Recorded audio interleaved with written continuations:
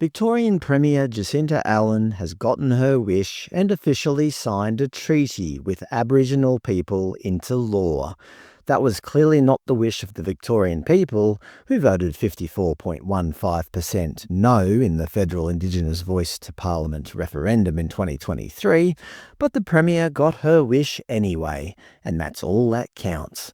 The problem with signing a treaty, in my eyes, is that it creates an us versus them mentality, which in my opinion is the root cause of most conflict in society.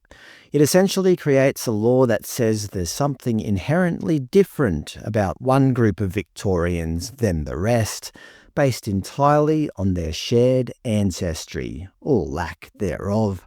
Not to mention, we're signing a treaty with people who weren't even present when the British claimed ownership of Australia and established a penal colony in Sydney. Nobody alive today stole Victoria from the local Aboriginal people, and no living Aboriginal person had their land stolen. But yet, we're signing an agreement acting like that's exactly what happened. It's essentially taking something away from innocent Victorians, be it power, land, or whatever, and giving it to another set of Victorians, based on nothing more than one's DNA. If a treaty was signed 230 years ago, that would of course make sense. They were the actual people involved in the British settlement of Australia. Now that didn't happen, and we can all say that was wrong or whatever, but we can't change history. We weren't guilty of that. Aboriginal people today are not victims of that. I have Scottish ancestry. In the 2nd century, the Roman Empire invaded Scotland, and in the 7th century, Scotland was invaded by the Vikings. Does that mean I have some sort of claim over Glasgow? Of course not. I'm not a victim of my ancestors' history. I'm only a victim of what happened to me directly. We can pretend otherwise, but then we'd all be victims of the terrible injustices that have plagued human civilization since the dawn of time. There's got to be a point we reach where we draw a line under this whole tiresome affair. Creating treaties among people who never experienced the alleged transgressions is just creating more division. Perhaps that's what the Premier wants. The ABC article titled "Australia's First Treaty with Aboriginal People Signed in Victoria" includes this line: "Victoria's treaty has become Australia's first modern treaty agreement with the country's Indigenous owners." Indigenous owners? So despite having no legal validity, the ABC declare that the country is owned by Indigenous people. Here's a happy snap of the First Peoples Assembly celebrating the treaty, raising their fists and spears in the air. And that's what I feel this all is, just one big feel-good exercise.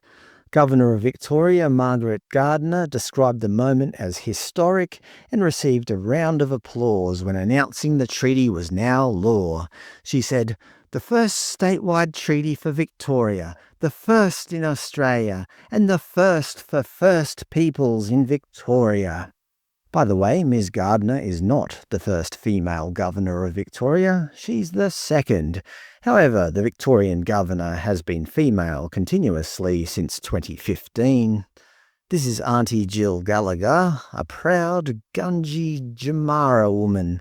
She said, "I feel very happy. I'm just over the moon. I didn't think that I would ever see the signing of a treaty in this country, let alone in Victoria, in my lifetime. It's an exciting moment. It's an historic moment, and all Victorians should rejoice in this."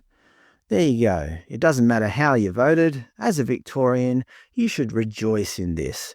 Just hold up the sign and shut up while I take a picture. Nagara Murray, co-chair of the First Peoples Assembly, said, "Today marks a turning point in our nation's history, a moment where old wounds can begin to heal and new relationships can be built on truth, justice and mutual respect." Her fellow co-chair, Ruben Berg, said this was a step towards equality. Apparently, we don't have equality currently. He went on to say, We'll get from this not just better outcomes for First Peoples, but better outcomes for Victoria and Australia. This makes us all a better state, a better country, better people. As I said, just shut up and hold the sign and pretend to be happy. The United Nations even got involved, with Human Rights Chief Volker Turk saying, "It is a very significant moment for all Australians. It represents a major step towards justice and equality. It addresses the continued exclusion and discrimination against the country's First Peoples, the result of colonisation."